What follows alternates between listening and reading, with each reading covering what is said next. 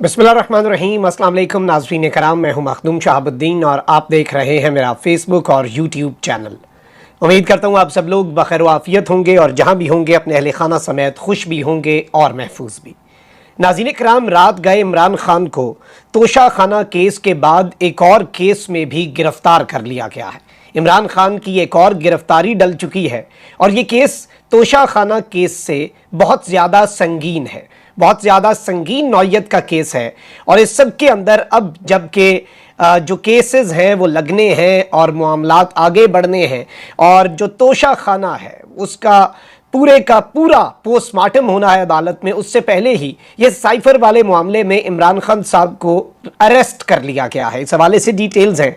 जबकि दूसरी जानिब इमरान खान साहब के एक और करीबी साथी ने इमरान खान साहब का साथ छोड़ दिया है और जमान पार्क से बिमा असलहा रात को एक शख्स गिरफ्तार हुआ है। वो शख्स कौन है, उसके हवाले से क्या डिटेल्स हैं, वो भी डिस्कस कर लेते हैं। इस वक्त नाज़रीन कराम जो और बड़ी अपडेट्स हैं, जारी बात है कि जो आइंदा आने वाला हफ्ता होने वाला ये बड़ा इंपॉर्टेंट है इमरान खान साहब के लिए भी और बहुत कुछ क्लियर हो जाएगा। क्लियर किस तरह से होगा कि एक तो निगरान हुकूमत जो है वो बड़ा वाज़ेह कर चुकी है। निगरान वज़ीर आज़म साहब भी कह चुके हैं कि 9 मई के वाक़यात जो हैं उनके ऊपर किसी किस्म की कोई रियायत नहीं बरती जाएगी। निगरान वज़ीर दाखिला ने कह दिया कि 9 मई के वाक़यात के ऊपर मज़ीद सख्ती करने की ज़रूरत है, मज़ीद एफर्ट लगाकर हमने उसके खिलाफ कार्रवाई करनी है। और इस सब में पाकिस्तान तहरीक इंसाफ का ऑल्दो एक अपना मुतालबा होता है। पाकिस्तान तहरीक इंसाफ इस पर भी जुडिशल कमीशन का मुतालबा करती है और PTI ये नहीं कहती कि ये साजिश नहीं थी, बल्कि PTI कहती है ये साजिश थी लेकिन ये हमारे खिलाफ साजिश थी क्योंकि इसके बेनिफिशरी PDM के लोग थे, उन्होंने ये सब कुछ डिज़ाइन करवाया। अब एक जानिब तो सदर मुमलिकत डॉक्टर आरिफ अलवी वाहिद इमरान खान के खिलाड़ी हैं जो मैदान में मौजूद हैं, जो कोई डिफरेंस क्रिएट कर सकते हैं। ऑल्दो सदर मुमलिकत आरिफ अलवी साहब के हवाले से मैं ही आपके सामने 4-5 दफ़ा बता चुका हूं कि किस तरह से उन्होंने बहुत से मामलात के ऊपर अब हाथ खड़े कर दिए हुए हैं और आरिफ अलवी साहब जो हैं उनसे डट जाने की उम्मीद। ऑल्दो प्रेसिडेंशियल पार्डन दे सकते हैं वो इमरान खान साहब को, इमरान खान साहब की सजा किसी भी अदालत, किसी भी ट्रिब्यूनल, किसी भी कमीशन, हर चीज़ को वो ख़त्म कर सकते हैं अपने एक सिग्नेचर से। लेकिन जाहिर बात है सदर मुमलिकत सिग्नेचर तो कर रहे हैं लेकिन कुछ और चीज़ों पर भी। सदर मुमलिकत डॉक्टर आरिफ अलवी ने ऑफिशियल सीक्रेट तरमीमी बिल और आर्मी एक्ट तरमीमी बिल पर दस्तखत कर दिए हैं। गुज़श्ता रोज़ कौमी असम्बली ने जो गुज़श्ता कौमी असम्बली है जो प्रीवियस जो कि अब डिसॉल्व हो चुकी है, उसने असम्बली मुद्दत ख़त्म होने से पहले ऑफिशियल सीक्रेट एक्ट और आर्मी एक्ट तरमीमी बिल की मंजूरी दी थी। सेनेट में ऑफिशियल सीक्रेट एक्ट तरमीमी बिल पेश किया गया तो अपोजिशन के साथ हुकूमती इत्तेहादी भी बरहम हो गए थे और पीपल्स पार्टी के रजा रबानी ने कई बिलों की कॉपीज फाड़ दी थी। PTI, Jamaat Islami, MQM Pakistan, national party और PK मैप बशमूल के अलावा मुस्लिम लीग नून के डॉक्टर अफनानुल्लाह समेत कई सेनेटर्स ने इस बिल के खिलाफ एहतजाज भी किया था, जिस पर चेयरमैन सेनेट ने अरकान के एहतजाज पर बिल कायमा कमेटी के सपुर्द कर दिया था। बाद सेनेट में ऑफिशियल सीक्रेट तरमीमी बिल और आर्मी एक्ट से कुछ मुतनाज़ा शिक्के निकाल कर दोबारा इसे पेश किया गया, जिसे सेनेट ने मंजूर किया। फिर कौमी असम्बली ने भी तरमीम शुदा बिल की मंजूरी देकर इसे कानून बनाने के लिए समरी सदर मुमलिकत को भेज दिया। कुछ समरीज तो सदर ने पिछले दिनों वापस कर दी थी, लेकिन जारी बात है ये दोनों ऑफिशियल सीक्रेट एक्ट तरमीमी बिल और आर्मी एक्ट तरमीमी बिल जो है ये सदर मुमलिकत ने इस पर दस्तखत कर दिए हैं। अब ऑफिशियल सीक्रेट एक्ट जो तरमीमी बिल है ये है क्या? ऑफिशियल सीक्रेट तरमीमी बिल के मुताबिक कोई शख्स जो जानबूझकर अमने आमा का मसला पैदा करता है, रियासत के खिलाफ काम करता है, ममनुआ जगह पर हमला करता या नुकसान पहुंचाता है जिसका मकसद बराह रास्त या बिलवास्ता दुश्मन को फायदा पहुंचाना है तो वो जुर्म का मुर्तकिब होगा। ऑफिशियल सीक्रेट एक्ट तरमीमी बिल के तहत इलेक्ट्रॉनिक या जदीद आलात के साथ या उनके बगैर मुल्क के अंदर या बाहर से दस्तावेजात या मालूमात तक गैर मजाज रसाई हासिल करने वाला मुजरिम तस्वर होगा। पाकिस्तान के अंदर या बाहर रियासती सिक्योरिटी या मफादात के खिलाफ काम करने वाले के खिलाफ भी कार्रवाई होगी। इन जराइम पर 3 साल कैद, 10 लाख रुपए जुर्माना या दोनों सजाएं हो सकती हैं। और ऑफिशियल सीक्रेट एक्ट के तहत मुलजिम का ट्रायल खुसूसी अदालत में होगा और खुसूसी अदालत 30 दिन के अंदर समाअत मुकम्मल करके फैसला करेगी। जाहिर बात है जब खुसूसी अदालत का लफ्ज आ जाता है तो यह अदालत हुकूमत कायम करती है, वो अपनी मर्जी से हाई कोर्ट से नॉर्मली, लेकिन वो कोई भी जजेस जो हैं उन्हें चुनकर एक अदालत क्रिएट कर सकती है कि जो ये फैसला दे।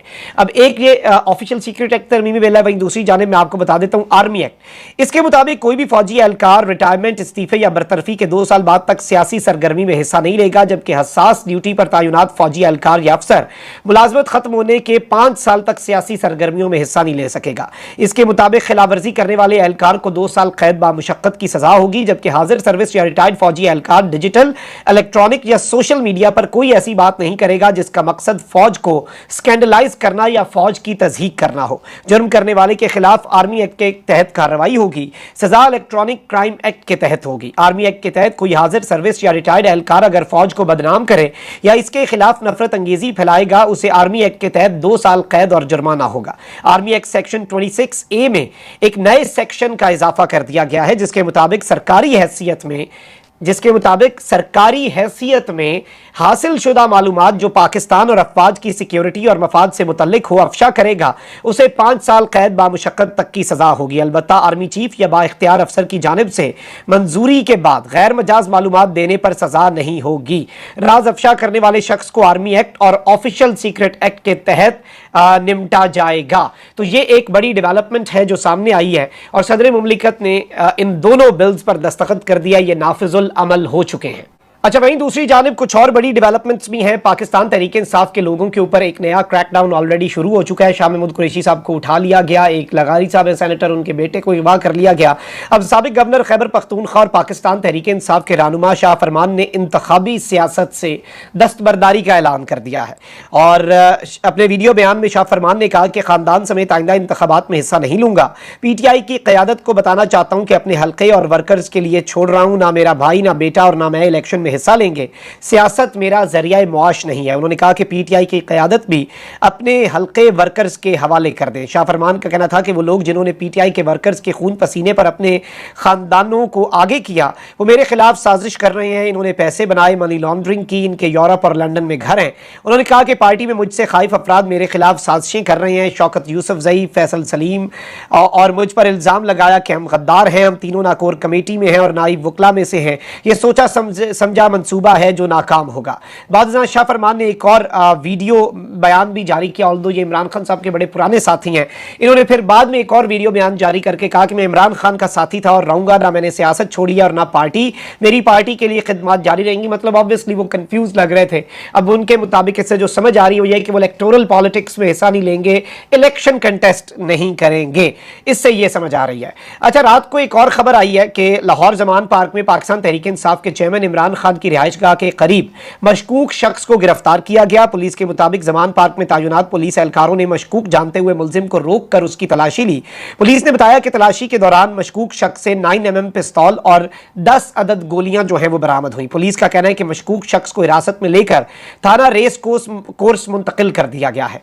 अब यहां पर मैं आपको यह बता दूं कि अटक जेल के कैदी नंबर 804 इमरान खान साहब के जमान पार्क घर के दरवाजे के सामने से मशकूक शख्स जिसे हिरासत में लिया गया, कानून नाफिज करने वाले इदारों की जानिब से इस शख्स से असला बरामद हो चुका है। मजीद तफ्तीश जारी है और जराए जो हैं उनके मुताबिक 2 दिन कबल भी ये शख्स चेयरमैन तहरीक इंसाफ के घर के बाहर देखा गया था और इस शख्स का ताल्लुक खैबर पख्तूनख्वा से बताया गया। इसके बाद एक ट्विटर सारिफ हैं अजहर खान आसिफ जई, उन्होंने ये कंफर्म किया कि ये मेरा कजन है, इसका नाम अकबर खान है, इंशाल्लाह अब छोड़ देंगे, परेशानी की कोई बात नहीं है।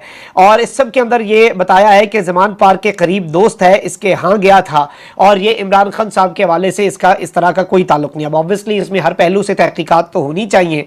अच्छा, वहीं दूसरी जानिब जो सबसे बड़ी डेवलपमेंट है, जिस तरह से मैंने अपने इब्तदाइये में बताया, चेयरमैन पाकिस्तान तहरीक इंसाफ इमरान खान को साइफर गुमशुदगी केस में भी गिरफ्तार कर लिया गया है। यह खबर सबसे पहले हमने आपको दी थी कि इमरान खान साहब को अब इतनी आसानी से बाहर नहीं आने दिया जाएगा। इमरान खान साहब के लिए मुश्किलात में बहुत ज़्यादा इजाफा जो है वो किया जाएगा।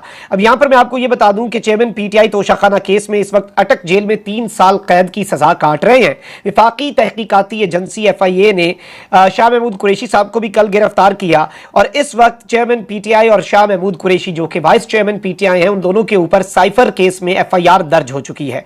और इस सब के अंदर इमरान खान साहब के हवाले से जो साइफर की इस FIR की कॉपी है, मैं उसकी डिटेल्स भी आपके सामने रख देता हूं।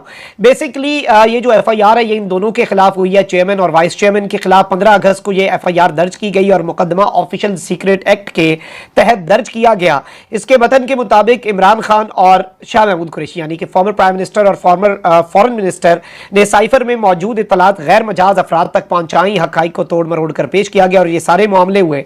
तो अब यहाँ पर मैं आपको ये बता दूं कि इमरान खान साहब जो है उनकी गिरफ्तारी डाल दी गई है और इमरान खान साहब और शाह महमूद कुरैशी के खिलाफ ऑफिशियल सीक्रेट एक्ट की दफा 5 और 9 लगाई गई है। इसके अलावा दोनों के खिलाफ पाकिस्तान पीनल कोड की दफा 34 जो है वो भी लगाई गई है। और इस सब में इमरान खान साहब को अब लंबे अरसे तक अंदर रखने का, इमरान खान साहब को लंबे अरसे तक पाबंदे सलासल करने का मंसूबा है। और मजीद केसेस में जो गिरफ्तारी डाली गई है वो भी इस जानिब एक बड़ा वाज़ेह इशारा है। Although chief justice Islamabad high court justice Aamir Farooq साहब की सेहतयाबी के लिए पूरी कौम दुआगो है, लेकिन वो बड़े तहम्मुल से, बड़े आराम से ये केस सुन रहे हैं इमरान खान साहब की अपील का।